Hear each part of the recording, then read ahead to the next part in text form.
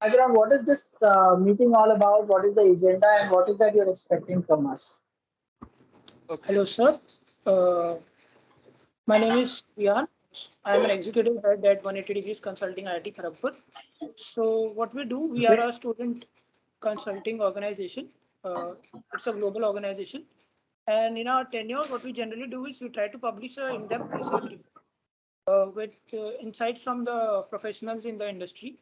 So, Mhm. in our current tenure, we are looking to make a research report on blockchain and metaverse. So we reached out to Okay. you as you are working in a metaverse startup, and you are one of Mhm. the people who have a lot of insights on the industry.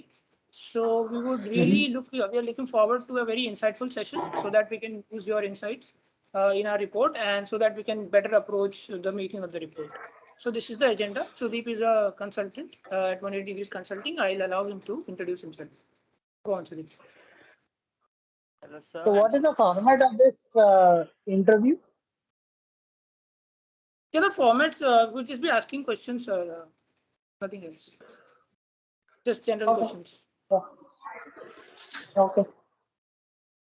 Yeah, so that we can go ahead. Okay, sir. Hello, sir. I'm Surya from 180 DC. I'm very excited to have you here with us in this meet. Hope we have an amazing interaction. So let us begin our session without any further ado. Yeah. So before we go to any specific metaverse questions, as I would like to ask you about your startup and how are you trying to solve the problem, and what problem are you trying to solve, and how are you and your team are trying to solve them. So just a little bit brief about your startup, really help.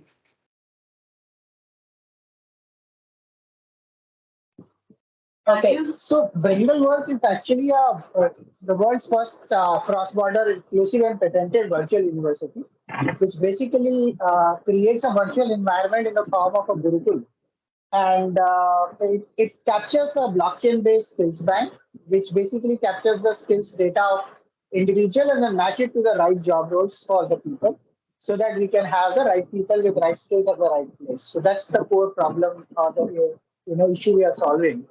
We are looking at so there are two problems which we are solving. One is enhancing the employability of the youth or the people who are there in the country, and the second is working with businesses and businesses and startups to improve their sustainability so that they can generate more and more jobs. So that's how the two-way process and approach which we are taking.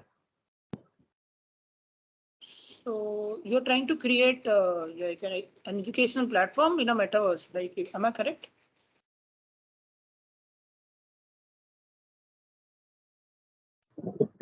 Hello. Yeah, you'll have to repeat your question, please. Sir, if I understand, you're trying to create an educational platform that works in the metaverse, right? Yeah, it's a metaverse education university. It's a Yeah, yeah. virtual university in itself will have its own curriculum and things. So you will not have probably you will have your engineering or medical in this metaverse university and getting signed off from maybe Harvard or maybe Wharton or something like that. Yeah, yeah. Got it, got it. Uh, so regarding sustainability, like one thing that we all are trying to we are trying to get more aware on the environmental sustainability plan. So as you guys are working on the blockchain technology, which we all agree there takes a lot of computing power. So there are a lot of adverse effects on the environment due to this blockchain technology. So what do you think long term, what measures that we should take, that you should take as a company and that we should take as consumers so that we can, help reduce environmental stress? So Sheikh, Mohammed Sheikh, right? Yes. So Mohammed Sheikh, before you talk about environmental damage, can you please explain or let me understand how much do you know about the environmental damage which blockchain does and why it does that? So we're just trying to conclude on the fact that it just takes higher computing power, so it would just you would just require more resources, which will indirectly affect the environment. So it's a very, very basic question on that you're asking. I think apart from environmental damage, there are other concerns like electrical power and other things. especially in India, where there is no proper electric connections are available. There are uninterrupted supplies are always a problem. Plus, the kind of high quality power is also required for these quantum kind of processors.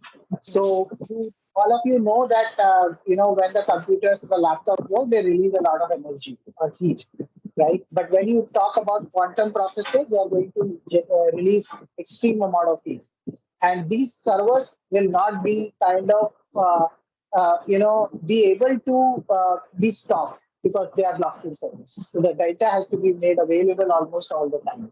So a lot of minting which happens, the gas fees which you pay is basically because of that the gas, the environmental damage you are doing it onto that. And apart from that, the effort charges or the cost which is required to maintain these servers. So while environmental damage, when there is a positive thing, there is always a negative thing comes into the way. You have seen, the concrete jungles coming up, taking away our natural forests out there, right? So this is a part of growth or civilization which we have been seeing into. So it's one another part of that environmental damage. Yes, it can be curbed, it can be controlled by creating more energy efficient servers or technology or hardware. But it all depends on the hardware, how we can control that. And second, like in manufacturing, a lot of times, I don't know how many of you are aware, but might be chemical engineering guys or maybe the mechanical engineering guys. There's a lot of energy exchange which happens within the refinery plants. So wherein when they release a lot of heat, they consume that to convert that into or maybe heat some other object. So they reduce the heat consumption or the heat generation part of it. Those things has to come in. It will take some time, and but yes, those are the things which you can use the heat generated out of these servers, which can be used somewhere else where you actually require heat to be created or generate around them. I mean, these are some of my initial thoughts which you can use. Maybe you will use that to even create electricity in future. We don't know. You may recycle the same energy for the consumption for your electricity for the computers. There can be many other options. So I think we'll have to be conscious enough, and all engineers has to come forward to come up with these energy exchange models towards the same. Yes, sir. Thank you for your response. I'll just open the field for any of you guys to ask questions. Good evening, sir. Uh, Sir, my question is that we all need certain set of rules and regulations to operate, be it anything. But currently, the world of metaverse is not under such regulations. What are the changes you propose that can be incorporated to bring certain regulations in the metaverse, in the entire platform? So Lokesh, it also only depends on what is your objective with the metaverse or blockchain. Okay. The kind of objectivity which you are looking at in current scenario, either with respect to Decentraland or Sandbox or any other kind of cryptocurrencies which you are seeing to it, and there are a lot of ups and downs which you are seeing out there, is because they are more focused only on speculations. They have no real value, first of all. I mean, cryptocurrency is not being used or mostly not being, kind of used anywhere as such. It is just a speculation that you purchased it with $10,000 and now it is probably running it at, $4,500,000 or whatever it is. So it's all about the speculations on that. That is one aspect of it. Second, you have to understand the other side of it as well. The benefit or the reasoning why these things are emerging more as a metaverse is because of the decentralized aspect. And when you decentralize the things and you want the control back, it's not going to be possible. Only thing what you can do is there could be some people who could control their own metaverses. So, like when we create Bringleverse, which is Bringle Metaverse, we are using NFTs or crypto payments to give them an access to the virtual university. So everybody has to buy an NFT to get an access to the university. Now, once you get into the university, you can use certain virtual labs or some gamified programs. You can play educational games. Maybe you can get a pump to review. You can assemble disassemble into that, understand what are the different mechanical objects are there, refinery operations are happening, and you can actually play those games in real time scenario. Now that's where the real utility coming into the picture. As of now, there is no platform which basically talks about the utility based aspects of the metaverse or the blockchain. More of it is just working out in terms of cryptocurrency and some kind of a good look and feel of a virtual reality, and you're done. Maybe maximum with a gaming industry. But there are more utilities which are coming up with metaverses right now. Like, for example, if you want to travel out and you want to explore that what's going to be happening in Kurg, where you want to travel, but you don't know the places. So the travel companies will actually create a replica of actual Kurg in metaverse, and the companies will make my trip kind of companies may come into that, and they will actually create a metaverse of the real Kurg location where you can actually go feel before you actually travel to the location. So you can experience all those things. You can see everything, whatever is available in real world, converted into a virtual models out there. So that is one kind of application. The another kind of application it could be that you have some Nike shoes, and Nike has recently launched its own NFT. So you have those Nike shoes which are smart devices, which can be used only in the metaverse. So you wear those shoes, which are basically kind of support you to work with an augmented or a virtual reality device and integrate it with that. And you kind of measure your physical fitness, and the whatever you have those smart watches, it probably will be there in the smart in the metaverse is out there. So that should, as soon as you run, that data will be transferred to the metaverse. And with that metaverse, you can compete with your people all across the globe, whichever are there into that metaverse. So there are various different applications which you have to look at it. Like I mentioned about one of the universities. So if you don't need a probably when you are doing a medical, you probably don't need a body to dissect. You will have a virtual body, and you just take up your phone there, and it will actually teach you as well and tell you exactly on that. If you want, you can check on our YouTube channel, Bringle Talks. I've given us some demonstration of how the virtual university could be in the future. The virtual lab, the hologram, the teleportation, the event industry will change automatically completely. Right now, the way we are talking right now on a Teams call, we probably be in a metaverse and actually hanging out with each other and sitting in sofas across to each other, like a typical classroom or a lounge or things like that. And we will be able to even kind of interact, share presentations, and even I would be able to take care of your laptop's control and do some presentations like you do it in a real world. So that's the eventual evolution or the usage of the metaverse and the blockchain environment. While whatever is there is a very, very primitive at this point in time, and it's only used for a cryptocurrencies or some kind of a trading process at this point. But there are a lot of new technologies. These technologies have been used to create new environments. Hope I've answered your question. Yes, sir. Thank you. Yes, anyone else can go ahead. Sir. Sir, a very good afternoon, sir. I am Shapshur Sridas. So, sir, I would like to ask, what are the vulnerabilities of Web3? Could you give some insight on that? So what do you mean by that, Satyasi? Can you give me some example? What are you referring to when it comes to vulnerability? So that we all know that the Web 3.2 basically is decentralized, and there is not a single central agency that is controlling it. So is there no any disadvantage of Web 3.2? Is it totally full of So by the way, advantages? so Web 3.0 is not decentralized. Okay. The blockchain makes it decentralized. So metaverse has three components, and you should remember this very clearly. The first component is called blockchain, which is your framework. It's like your building block of a building, right? Second is your Web3, which is your internet version, or in fact, which is your if you remember the Web 1 version, it was only images and maybe some text and maybe some images. Now Web 2 came in, there was interactive videos and gaming and other things which came. Now Web 3 is more of an immersive technology. So it's more of that, and it is added up with a third component of virtual reality.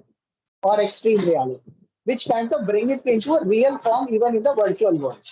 So rather than Saptarishi and Ansha talking to us in a picture format or in a video format, you actually are into a 3D avatar format.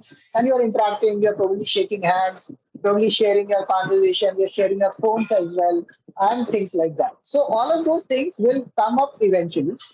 Decentralized or centralized, it only depends on the blockchain model. Now, if it is a metaverse of a particular institution, they define certain rules. They have certain rules which has to be followed by the person who are using that particular framework or a metaverse. Like if you go to decentralized land, you cannot define your own rules. You have to buy the land, you have to pay the price, you have to develop based on that logic which they have given. You cannot create just like that.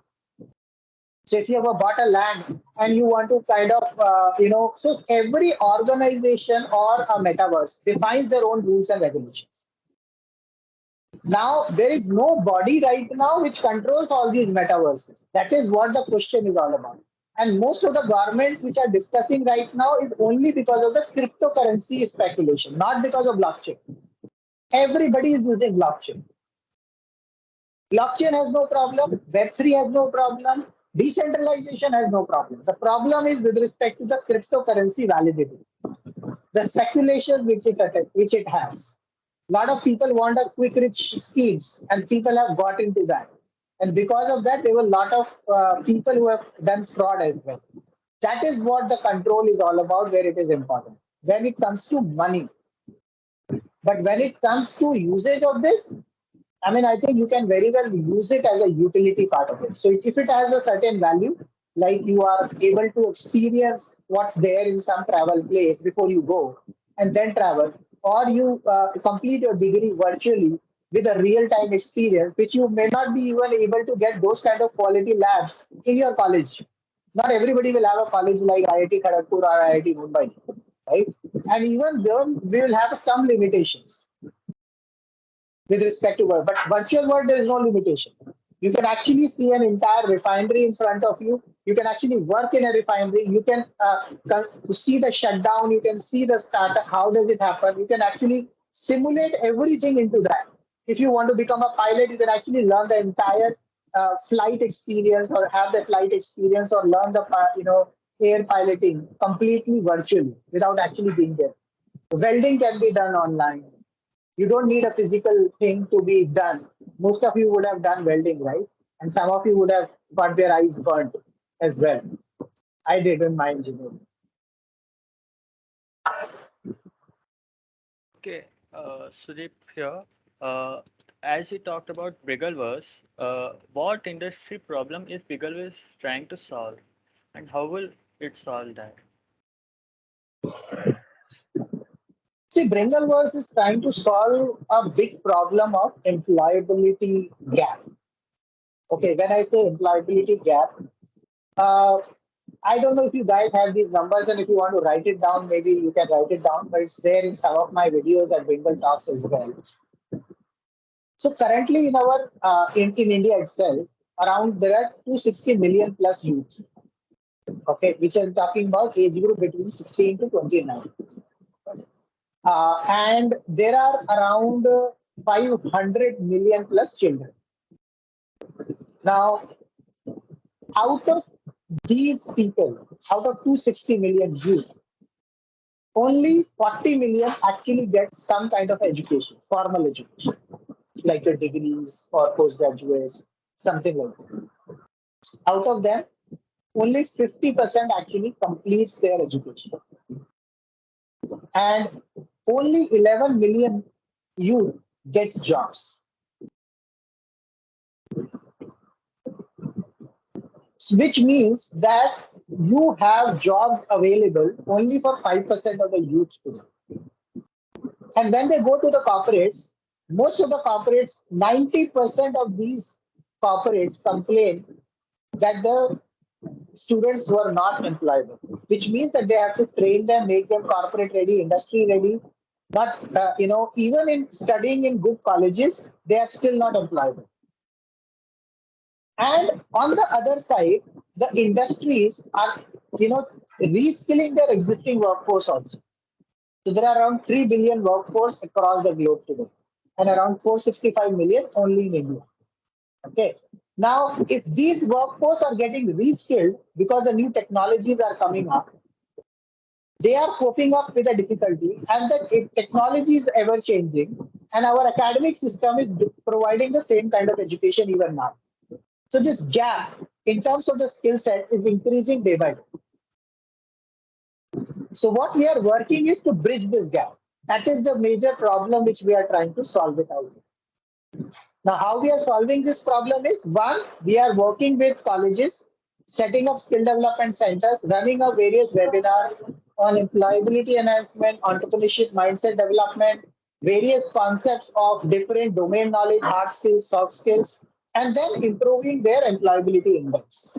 On the other hand, we are working with corporates, bringing their expertise, what they require, convert their job roles into the skill sets which they need, and then accordingly train these students within the colleges. With these colleges of around, which is currently around 993 universities and close to 50,000 plus colleges and some standalone institutions. Okay. With them, we will be setting up the skill development centers and we'll be reaching out to the local youth as well, improving and giving them some kind of a vocational training so that they can become more skilled and they can eventually be going into this industry. Now, when I say vocational training, I'm not talking about silai kadai kind of jobs, which is happening in Skills India program. We are talking about real skill set like a cybersecurity, maybe IoT, maybe virtual reality. You don't need major education for that. You don't need a college degree for this. Even a 8th grader, I have a student who is 6th grader and doing is a wonderful cybersecurity expert. I have an 8th grader who has made a wonderful AI-based applications by now. So degrees, age has no relationship with this. So we want to reach out to all these 750 million plus students, children and youth in the country, upskill them and make them ready for those futuristic job roles which are not designed yet. And then this technology, what is changing the job roles in every now and then, and in the next 8 to 10 years, there will be at least 50% of the job roles which will be completely changed, and our education system is not attuned to that. That is the big gap which is ever increasing. We are trying to bridge that gap. Also, we are trying to capture the skills data of every individual so that they get their job which they really deserve and they really desire of, rather than jumping into anything which they will repent after 15 years of their career. Okay, I wanted to ask how metaverse, how you are bridging this gap using metaverse. Like, what's the use of metaverse? Metaverse will not bridge this gap. Metaverse, okay, so I'll just tell you how it will happen, and it will to some extent. So one is, as I mentioned to you about, is that only 40 million students or youth gets education, formal education. What about the rest 220 million youth and around 300 million children, which is close to 500 million children and youth of our country, and which are the future of our country? How will you reach out to them? Every place there are some sort of universities or colleges, but comprising, even after that, only 40 million gets a formal education, even in the youth. Which means that if you have to reach out to these places, you need some virtual form of it. And as per various reports, including KPMG report, tier 2, tier 3 cities are getting more tuned to an online learning now. Because no trainer or mentor really wants to go there in those areas. First of all, the availability is not there. I mean, there are very less good quality trainers or mentors available. Second, they have so much of work within the metros or major cities itself. They don't want to travel to other cities. Who will train these youth? These are 70% of our population or children. And this metaverse or Bringleverse will actually solve this problem because it will create, one is accessible ecosystem. When I say accessible, it will be reached out to each and every individual across the country, be it a rural or a tribal area, even if there is no internet. the knowledge or information will reach out to them. So we are working with village panchayats, we are working with local colleges or the institutions to set up these skill development centers, where we will be setting up a hardware or a complete labs over there with this metaverse, because we cannot set up a physical labs. So this virtual labs will create an environment so that they get a real-time feeling. And once they get educated, their skills will be captured into this blockchain-based framework, which will be passed on to the employers, so that employers don't also have to struggle, and employers will get the verified candidates, and these are skilled candidates. And the people who are skilled enough, they get visibility to these corporates or businesses, whom they can get jobs pretty quickly. Plus, because they are skilled, or there could be maybe 5% of them will become entrepreneurs, where they will generate local jobs as well, which will increase or improve the quality or the standard of living within that area itself. So that's how the overall benefit of this Bringleverse being accessible. Another aspect which we are taking care is making it inclusive. So even if you are a disabled person, mentally or physically disabled, you'll be able to use this platform, and which are 15% of our population, be it the trainers or the students. So they will be able to leverage this platform, reach out to each other, get the benefit done, and get the best quality content. And it will generate lot many employments as well. That is how this problem will be solved in the major areas of skills development.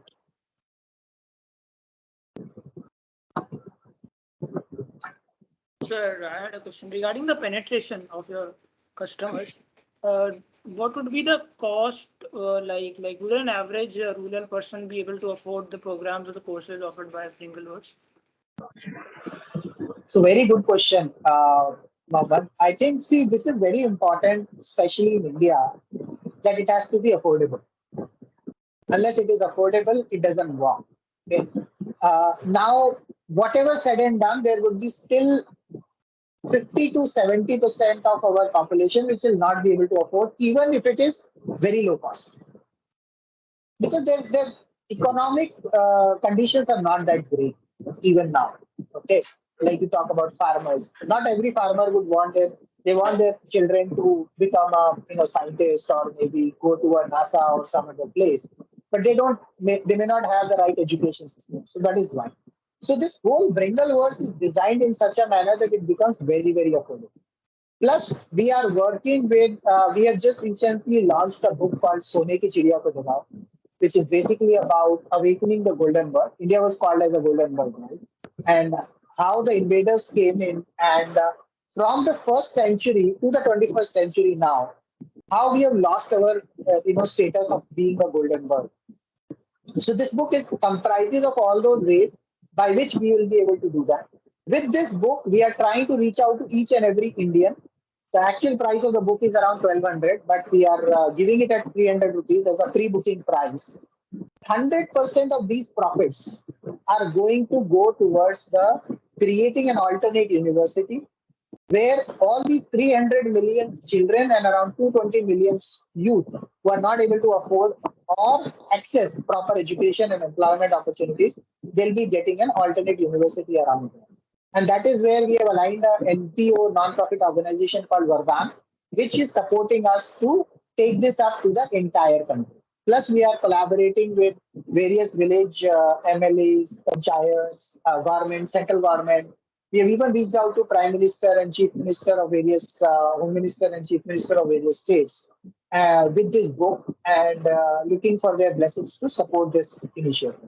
See, the idea is not the money. Money will come. Maybe, to set up this kind of a university, we may require $10, $20 million kind of funding, which is a very small amount comparative to the kind of work we are doing. But what is more important is the reach. How do we reach them? That is more important. So money, in terms of, there is a lot of money available either from UNICEF or grants coming in from the government and other aspects of it. But the ultimate point is, how do we reach out to each and every youth of the country, each and every child of the country, because they are the future. In the next 30 to 50 years, if we don't work it now, in the next 3 to 5 years, we will lose our whatever current power also we have, and that we call it a demographic dividend. So we have 54% working population today. And this will increase for the next 30 years only. After that, it will start reducing, which means that your working population will reduce after that. So if the people are not skilled today, they're not enough nicely skilled, they will lose their income generating power. And that will create a big problem. We need to reach out to all these guys and make sure that all of us come together. Not only one person can do it. So we will need entrepreneurs who can generate more jobs. We will need investors who will put their money, and we'll have to ensure that they get their better returns. Third, we need mentors who can invest their expertise. So we call it as we need transformers right now, which we call it as lucky bar. So we are looking for 100,000 plus transformers, 1 lakh transformers, who would invest their time, money, and experience as an entrepreneur, investor, or mentor. Thank you, sir. Any questions from any of you?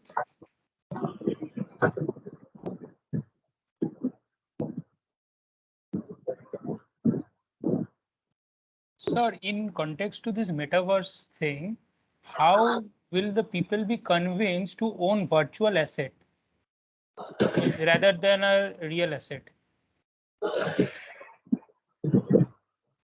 Okay. Give me one example of real estate and virtual estate. Like so there are now many apps and other means being launched where they offer that you can buy a virtual land in that app and you can show off it to like an NFT. But a common man will always means there is always a dilemma between buying a virtual or a real world thing. So how will people be convinced to own a virtual asset? Do you know the numbers? Only 1%, less than 1% people actually are aware about metaverse. 99% have never heard about metaverse. Okay, so you have to remember one thing, all these virtual lands, if they don't have a utility, it is just speculation. And when it is speculation, it is gambling. So unless an organization like Bringleverse creates a real utility-based application, it will always remain a problem or a dilemma. But let's suppose an example. Tomorrow, you guys will want to do an engineering, or somebody else, maybe your next generation or next set of batch. Person is sitting in Ladakh, where they cannot travel, and they access this virtual university, become a world-class engineer. Their skill sets are available in the data bank, and the employers are picking up this candidate, probably sitting in Mumbai. And this person gets a job because of his or her skill set, not because of his or her degree. And because this organization knows that this person will be productive enough in my organization within 2 weeks, and comparative to the person who is having a degree, but they don't know whether they will be productive even in 2 years, whom will they prefer? And whom will they offer better salary?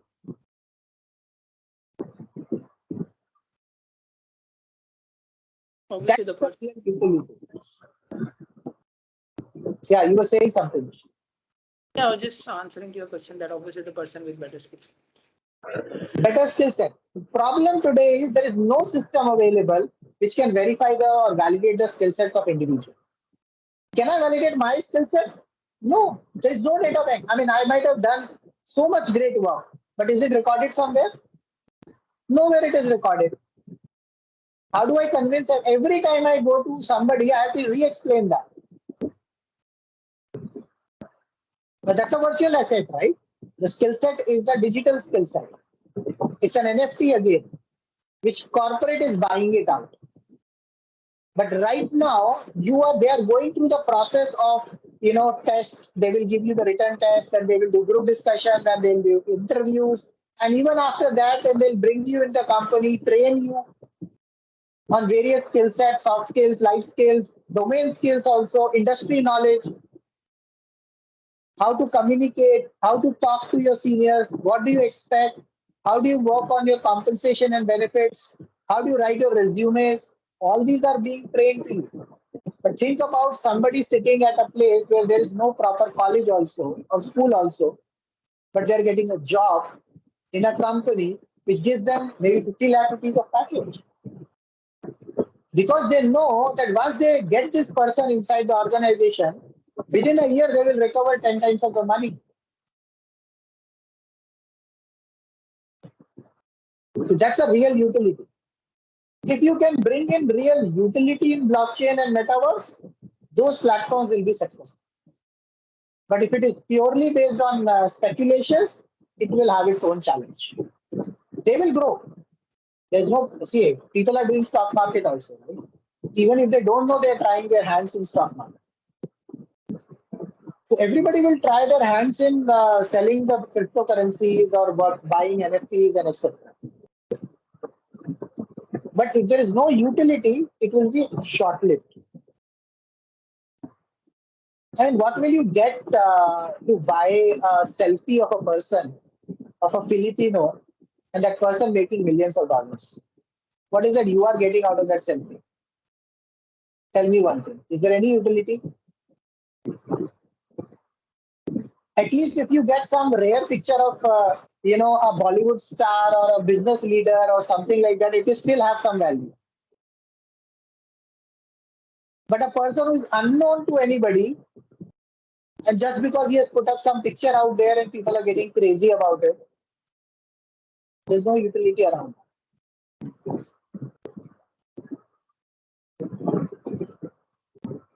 Well, I had a general metaverse question. Generally, like there have been like many studies indicating that there are a lot of what do you say, anxiety, depression that generally teenagers go through while using social media, right? So when they are truly immersive in a virtual world, and there are trolls and there are people telling them bad things, which are just via text nowadays on Web 2.0. But in Web 3.0, there will be assaults, and you can a lot more, experience it because you are in a virtual world. So that will obviously increase the, anxiety, depression levels, which we have currently.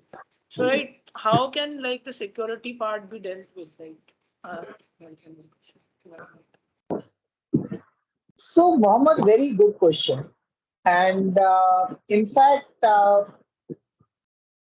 you tell me one thing, just answer me this thing. Is the mental wellness or mental, I would say depression and these kind of issues are not there in the physical world? The bullying is not there in the physical world?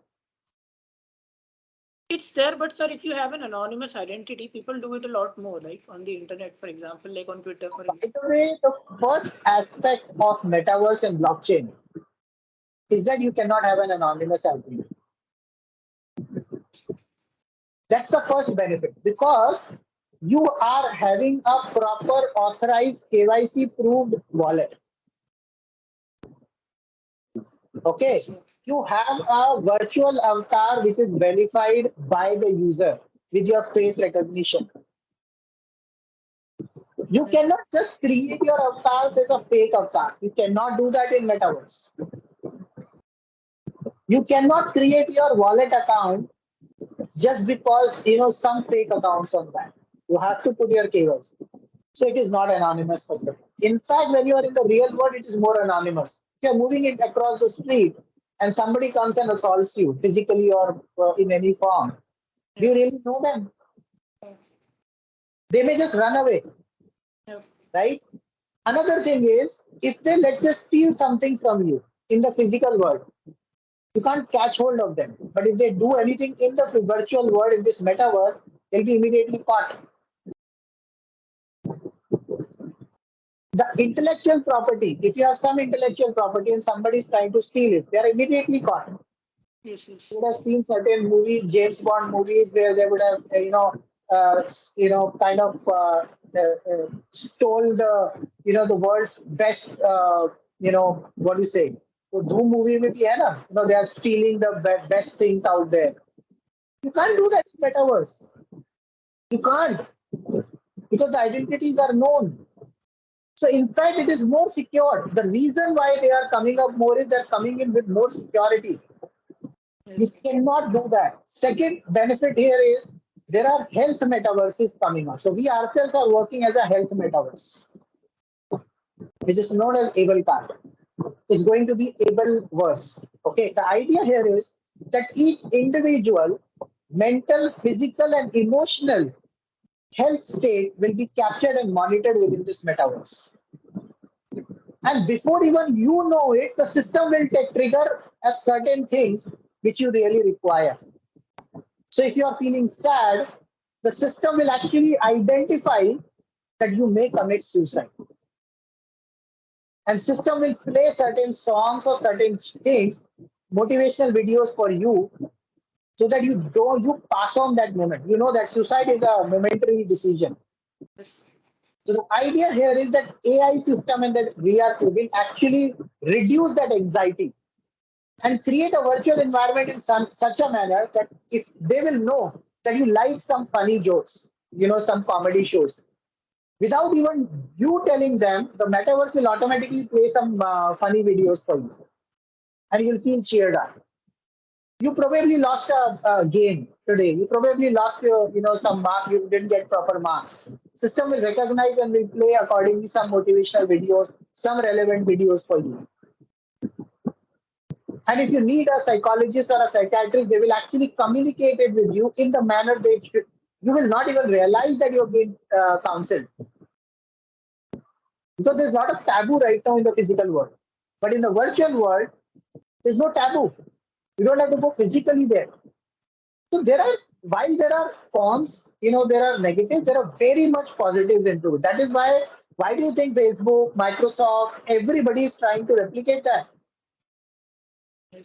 Check about Omniverse, what NVIDIA is doing with BMW. They're creating an entire supply chain platform. All their factories across the globe are coming up in metaverse, and they will replicate their production capacities in that, and then do process re-engineering and other things before replicating that into their real factories. It will save so much of cost. Think about automated self-driven cars are being tested in metaverse, and how much money and time and effort you will save. Yes.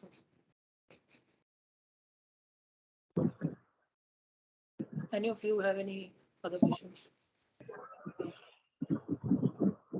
If not, then we can wrap up. Guys,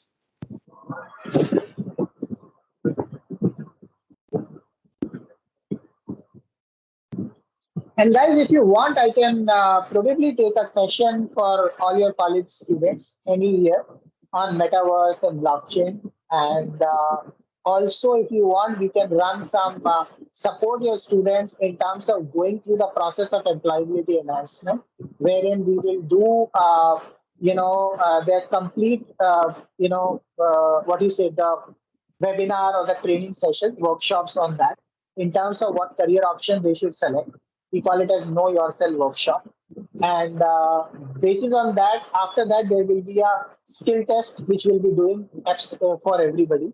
And from that, we will pick up few candidates whom we will take them up for group discussion. We'll give them guidelines and our mentors will support and go through that process of group discussion. And ultimately, at the end of the day, they will be, going through a personal one-on-one interview levels, and they will have a Bringle verified skills profile, which will be used as a certificate. You can use it in any corporates you are going forward. And whichever corporates are available with us, we'll also be sharing the resumes to them as well. Startups or businesses, this is on your interest. And this all comes absolutely free of cost. There's no charge on it. So if you guys want, we could arrange such kind of webinars and these kind of programs for your institution. yes, we'll surely reach out because it seems like a very good opportunity for us as well. Because generally, when people come in IIT, there are a lot of stuff. People get overwhelmed, so they don't really know what to do. And generally, because like in today's world, there is a lot of people who are going for software because there are a lot more software jobs available. So people just end up doing coding and then go into the corporate world that way. And they don't really get to truly identify their interest and then they switch jobs after a couple of years. So it's So a we have nice idea. 30 minutes workshop where we do with all the students, which basically we help them to identify their core strengths, identify their interests, and accordingly tell them various different industries they can go for and which level they can go for. So it's a very practical workshop. We call it an experiential learning workshop, which will help you to support on that. So it is an individual level workshop. It is also available on our website as free of a recorded session. But if you want me to arrange it again for your college just to get people questions answered, you can let me know. So there is a course called Unleash Your Own Powers on BringleAcademy.com. Uh, Anybody can join that program and go through it. Yes, sir. We'll surely check out. Want me to arrange a workshop kind of thing? I'm happy to do it. Yes, sir. We'll surely reach out with the Thank you, sir, for your time, for giving us your valuable time, taking out the time, and talking about things you are passionate about, we are curious about. It was a great learning experience, and we got a lot of points that we could surely add up in our report. And you can probably check the report as well. We'll put it out in a few days. Sure, sure. Do send me the link. Do send me the link. Yeah, sure. Thank you, sir, once again for your time. Okay, bye bye. Take care. All the best. Thank you very much, sir. Bye-bye. Thank Thank you, you very much, sir. Thank you, sir. So it will be in minutes of meeting today. Even first we have to create a Google group. Right? Yeah, I have created. We will. We can just